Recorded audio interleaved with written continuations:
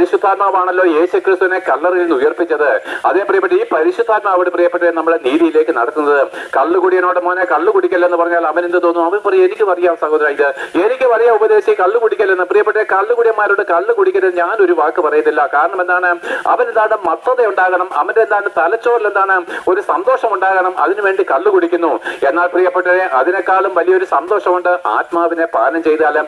അല്ലയോ മദ്യപാനികളായിരിക്കുന്നവരെ കേൾക്കുന്നവരെ, നിങ്ങൾ യേശുക്രിസ്തുവിന്റെ ആത്മാവിനെ പാനം ചെയ്യുന്നുവെങ്കിൽ ആ യേശുക്രിസ്തുവിന്റെ ആത്മാവിൽ നിങ്ങൾക്കൊരു മത്തത ഉണ്ടാകും.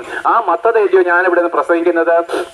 ഒരുവൻ കള്ളു കുടിച്ച് സുബോധം നഷ്ടപ്പെട്ട് തെരുവോരങ്ങൾ ചീത്ത പറയുന്നു. അതിന്റെ കാര്യം എന്താണ്? അവൻ സുബോധം പോയി. പ്രിയപ്പെട്ടവരെ അവൻ എന്താണ്? അവനൊരു ഒരു ഒരു ഒരു മത്തതയിലാണ്. എന്നാൽ പ്രിയപ്പെട്ട ഞാനോ ആത്മാവിനെ പാനം ചെയ്ത് യേശുക്രിസ്തുവിന്റെ പരിശുദ്ധാത്മാവിനെ പാനം ചെയ്ത് നിങ്ങളുടെ മുമ്പിൽ ഒരു പോഷനെ പോലെ നിൽക്കുകയാണ്. അതേ പ്രിയപ്പെട്ടവരെ, അവൻ എന്റെ ഏകരക്ഷകനും ഏക കർത്താവും ദൈവമായിട്ട് ഞാൻ അംഗീകരിച്ചു. അവൻ എന്റെ വീണ്ടെടുപ്പുകാരനാണ്, അവൻ എന്റെ സത്യദൈവമാണ്.